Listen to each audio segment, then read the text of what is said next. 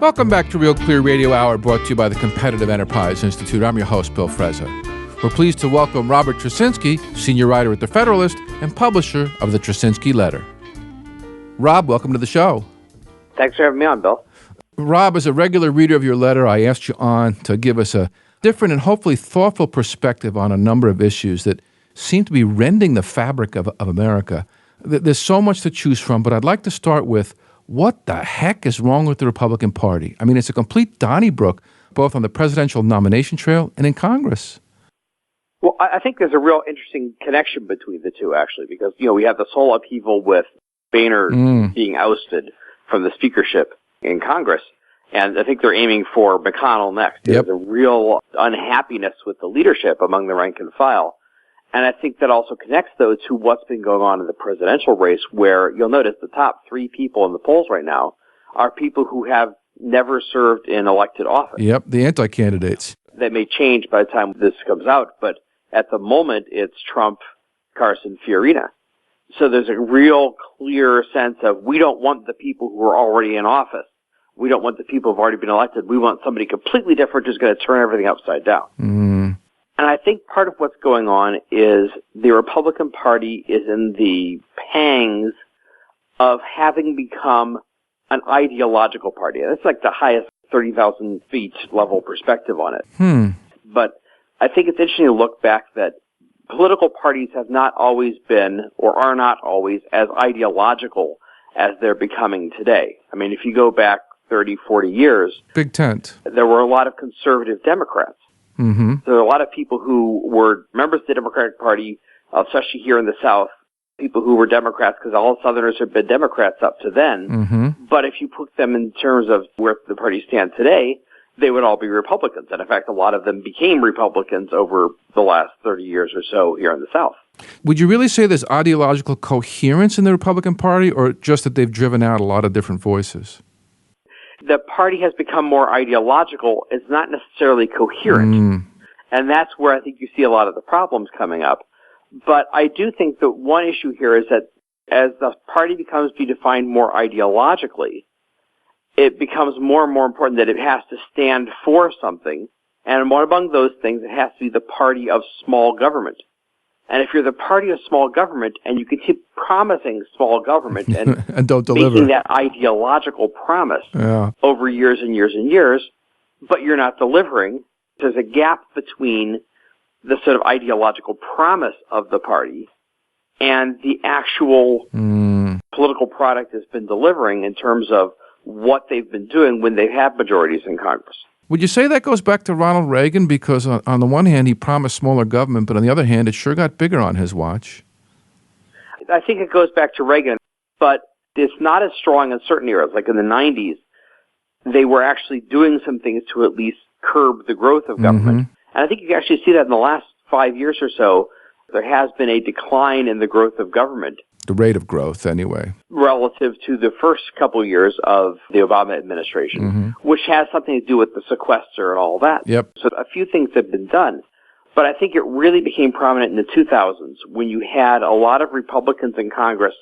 They had what they called the K Street Project, which was basically Republicans in Congress making friends with lobbyists on K Street and forming a sort of unity of interest there, where the Republicans in Congress went native and became all about how do you distribute the pork and not how do you keep the government in check.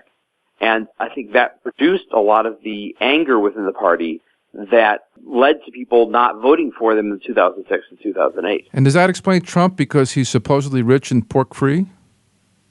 Well, I think Trump has managed to successfully tap into the anger with the establishment that has built up because of that. The idea that they keep making promises, they don't really mean it. Those guys are just out for their own interests as politicians in D.C., so we need somebody who's an outsider. Now, the problem with Trump, though, and where I think you're going to see this weird thing happening, that's been happening for the last couple of weeks, that's going to keep on happening, where on the one hand he taps into that resentment against the establishment and the elites, but ideologically he's even more of a mess than anybody else. I would say certainly incoherent. So he just had an interview with 60 Minutes where he comes out and says, we're going to have health care, we're going to provide it to everybody, it's going to be universal, and it's going to be private, but the government's going to pay for it all. And, to the extent you can make anything out of that mess, you come up with Obamacare. You just described Obamacare.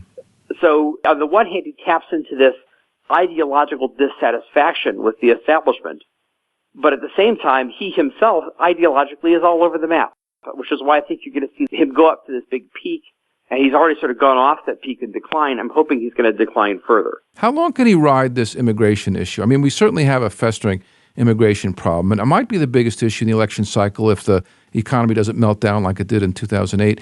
Can you deconstruct, at least as best you can, the positions staked out by the various ideological camps on immigration? Well, I think that's why the Trump thing is interesting and a little disturbing, because I think he actually functions to drive a bit of a wedge between two different factions of the right. I think he actually kind of draws a close to the Tea Party era, because the Tea Party era was this sort of libertarian moment. That's what Rand Paul really represents in this race. There was a sort of rapprochement between the conservatives and the libertarians, and we could all join together and march arm in arm and shoulder to shoulder in this common cause against the Obama administration. Right. But then you have Trump comes in with this very scathingly anti-immigrant and anti-immigration message. And I think he sort of drives a little bit of a wedge there in between those two factions. Because I know some Tea Party people who would love and respond to that anti-immigration message, and some people who are more libertarianish, or people like me who are more pro-immigration, who are going to say, no, that's the last thing we need is some guy who's going to shut down on immigration and start a trade war. So you sort of see the more libertarian and the more paleo-conservative, as they call it, wing of the right being pushed against each other by Trump. He really creates a wedge within the right and I think breaks apart this libertarian moment. I think that's partly why Rand Paul has been doing so poorly, is he was sort of the man of the libertarian moment, and that libertarian moment is passing by a little bit. It raises why this is such a contentious issue. The problem is the left wants to have lots of immigration because it views immigrants as people who are ready to be recruited for big government. It views them as people who are going to be accustomed to a politics in which you have various factions being played against one another, and you're offered patronage and support and handouts for your group. And also it views them as people who, especially Latin American immigrants, as people who can be brought into the Democratic Party's electoral strategy. And its whole electoral strategy, they used to call this the emerging majority or something like that. And it was this idea that the Democrats can stay in office forever by appealing to racial politics. It's working so far. That's how I sum it up. Because the idea was we can get the black vote and we can get the Hispanic vote, and soon as these minority groups grow, they become the majority. And by cobbling together the various factions, including the black vote and the Hispanic vote, we can always have a majority because these people are a larger and larger percentage of the population. The whole premise behind all this is you can keep dividing the country along ethnic and racial grounds. And the Democrats, actually, this strategy commits them to needing increased, harsher, more unbridgeable racial divide in the country. This is how they got Barack Obama reelected in 2012. Part of it was getting black and Hispanic voters voting very much like, 95-5, or I think in case of Hispanics it was more 80-20, in favor of Democrats, and getting the turnout in large numbers. So their whole strategy is we have to keep racial polarization in the electorate. We need to increase the racial polarization so that we can depend on these groups as our voting blocks. So for them, I think immigration sort of fits with that. So, Rob, it sounds like Trump is playing right into the Democrats' hands. Is there any credence to the idea that he might be a plant from the Democratic Party? Well, he is an old friend of the Clintons. I don't really buy into conspiracy theories. I like to stick with simple theories. And Trump's sort of unbridled need for ego stroking seems a much simpler theory. Anybody who's been in business has known a guy like this. He's very successful and sort of feels the need to always be in the center of things and always have people telling him how great he is. And usually he's surrounded himself with a lot of yes men who do that. And he has a constant need for attention. So, Rob, coming back from the wider immigration issue, there's a refugee crisis overwhelming Europe that can be tied directly back to American foreign policy failures. President Obama succeeded in jamming his Iranian nuclear deal through Congress, but instead of bringing a new rapprochement, Iran is forming an active military alliance with Vladimir Putin to support Syria's dictator Bashar al-Assad, who our president has vowed to depose. We've come a long way since Obama did a victory lap over the killing of Osama bin Laden. Where are we now? Well, I think what we're seeing is what happens when America doesn't lead. And there's this sort of naive notion that if we didn't lead, people would solve their own problems. Well, no, what happens is Russia comes in and fills the gap. And Vladimir Putin saw that opportunity. It was wide open, and he took it. And I think he made an estimate of this president that, Obama comes from a leftist background. And it's a really deep, profound thing for him. Anti-colonialism. Because this is what he brought up literally at his mother's knee, the idea that America just causes more problems when it intervenes in the world. And I think he deeply believes that and has decided the best solution is for America not to intervene, get us out of as many conflicts as possible. And the naivety of it is, when you do that, it's not that everybody goes off and happily lives their post-colonial future. What happens is they get colonized by the Chinese and they get colonized by Russia. So let's run the clock a little bit forward from where we are right now. Russia looks like it's going after ISIS. And this has the Saudis very upset, oddly enough, because they don't want to see Assad remain in power. And the Iranians are banging the victory drum, getting ready to spread their hegemony across the entire Middle East. What happens after Obama leaves? Well, one thing I will say as a correction there, some of the reports I've been hearing is that Russia isn't really targeting ISIS in Syria. A lot of the targets it's choosing are non-ISIS militants. Because remember, its goal is to prop up the Assad regime. Its goal is not to destroy ISIS. If we were going there, our primary concern would be we want to get rid of ISIS because they're the ones who are an ideological danger to us. But we wouldn't have that interest in saying we have to prop up Assad. The Russians look at these things very differently than we do. So they're going to be attacking some of the rebel groups that we might like. Who knows what they'll do with the Kurds? Because their purpose is to prop up the Assad regime, not to eliminate the terrorist threat that's more a threat to us than it is to them. So the line that Russia's going after ISIS is just propaganda. Well, I think it's what they're going to present to us, but it's not how they're going to be thinking about it themselves. And like I said, it's contradicted by some reports I've seen.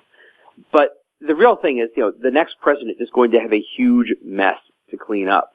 And that's why I think this presidential election is so important, that we have to have somebody who is a very clear-eyed, very hard-nosed, and very staunch commander-in-chief, somebody who's really has the attitude of understanding that we need to reassert America's role in the world and that we're going to have to repair 8 years of very serious damage that's happened to it. Doesn't this drag us back to boots on the ground in intractable areas of the world?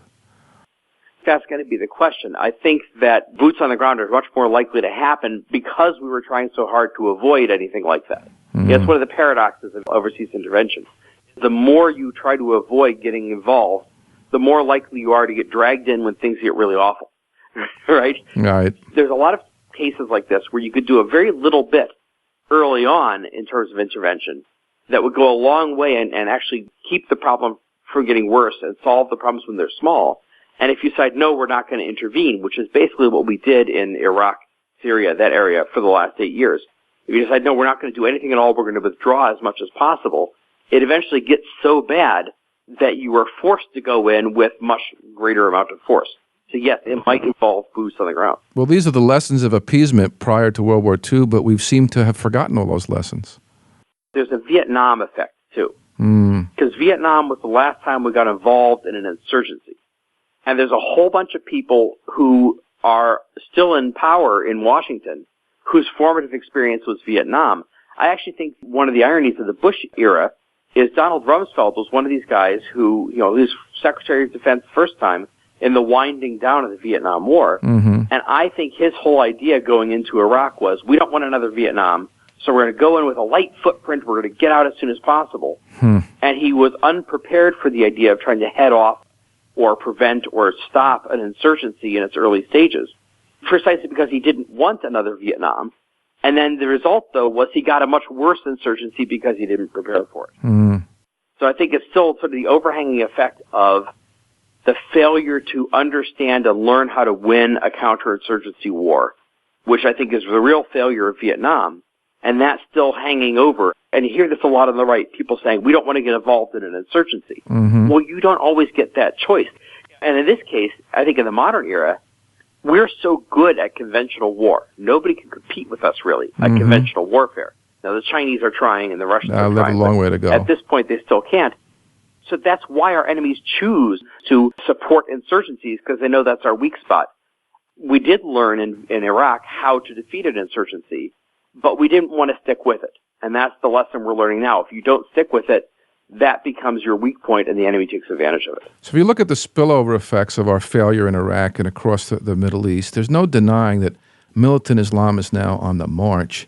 But Western governments seem to be bending over backwards to tamp down any backlash that might be viewed as anti-Islamic discrimination.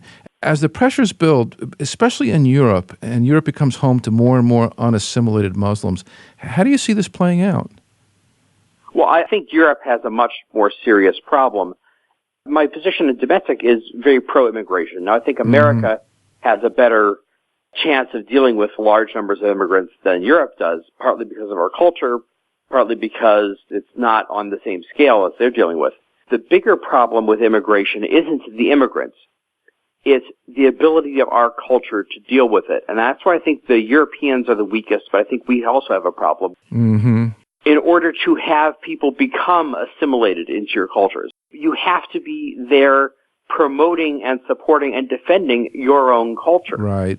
And I think our real problem is there are too many sort of old white guys at the universities or old white people, showing up at Bernie Sanders rallies who are products of Western civilization. They're products of our culture, of American culture, but who constantly run it down and denigrate it and refuse to stand up and defend and support and explain what its values are.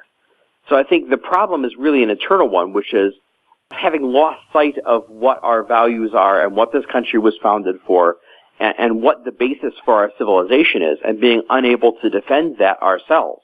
The immigrants will assimilate to whatever the existing culture is, but I think, unfortunately, our existing culture is losing confidence in itself. It already is degrading away from not understanding what it is that made the West special, that made its accomplishments in politics and technology and science possible. Speaking of surrendering the values that made your civilization possible, the Pope recently made a tour of both Cuba and the U.S., making it a point to pose for smiling pictures with Fidel Castro. Most of Catholic teaching is anathema to the left, yet they're beside themselves celebrating this Pope's embrace of seemingly Marxist principles. Where is he leading his flock? Well, okay, so I want to mention that I come this from the perspective of an atheist, so I have a somewhat more skeptical view towards religion. So one thing I will point out is I read the Pope's encyclical Laudato Si', the one that's about environmentalism. And one thing he made a big deal about is talking about the limits on man and limits on human technology and the idea of man having to have limited power. So I think there is a strain within Christianity that he's coming from, which is this the idea of trying to limit the arrogance of man and make him more subservient to God. So there's this idea of human beings, we really have conquered the earth in the sense of our science and technology being able to attain this enormous power over our physical environment. We've achieved dominion. And in some way, I think it is consistent with certain versions of Christianity to be resentful of that or view that as, the line from Genesis. Men have become as gods. They eat from the tree of knowledge and become as gods, and we have to prevent that, and that's why God kicks them out of the Garden of Eden. So there's a whole sort of puritanical strain of religion that he's tapping into that is sort of man should be kept in his place, which is the environmentalist thing. I also think he's coming from this weird South American context of their long and ill-fated romance with socialism there. And liberation theology, that clearly informs his perspective. I think it definitely does. John Paul II made a major effort to clear out liberation theology as sort of an attempt to combine Marxism with Catholicism, and said, we're not going to do that, and he suppressed that and demoted people who tried to do that. On the other hand, Francis, when he visited South America recently, accepted as a gift a Marxifix. I don't know if you've seen I saw that. It's a crucifix in the shape of a hammer and sickle, so the two combined. There's a process in religion known as syncretism. And usually an example of this is something like when Christianity was spreading in Europe. They would find some Germanic tribe, and they would take a Christian saint and identify him with some local celebration or some mythic hero that tribe had, and they'd sort of combine the two and say, well, okay, we're going to celebrate that as the feast of Saint somebody or other, and they would take the traditions of that tribe and give it a Christian meaning. It was a very effective approach. Well, half of European Christmas traditions are basically pagan winter holidays that were Christianized and given a Christian meaning. Yep. Well, I think what we're seeing with Pope Francis, what I'm concerned about, is I think we're seeing a different kind of syncretism where he's taking the old religion of Christianity and trying to merge it with the new religion of environmentalism and the new religion of secular religion of socialism, and sort of make Christianity combine with that other one. But I think, that the winner of that kind of syncretism is not going to be the Christian part. It's going to go be the other way around. The leftist part, the socialist and environmentalist. The new modern religion is going to replace the old by kind of absorbing it. And I think that's the danger for Catholics, if I can, as an outsider, give them some advice. So Mother Gaia is going to win that battle. Exactly. You're taking the Christian traditions and institutions and giving them a new meaning within the new secular religion. Well, Rob, it's been a wonderful romp across the political landscape with you. Thanks for coming on the show. Let's do this again sometime. I would love to. That was Robert Tracinski, senior writer at The Federalist, here on RealClear Radio Hour, brought to you by the Competitive Enterprise Institute. I'm your host, Bill Frezza. RealClear Radio Hour is produced in conjunction with RealClear Politics, America's premier independent political website. RealClear Radio Hour is a not-for-profit, donor-supported program now broadcast in 11 cities and online. If you'd like to help us expand, please stop by realclearradio.org and hit the donate button or contact us to become a corporate supporter. That wraps up our show for this week. Please join us next week, same time, same station. See you then.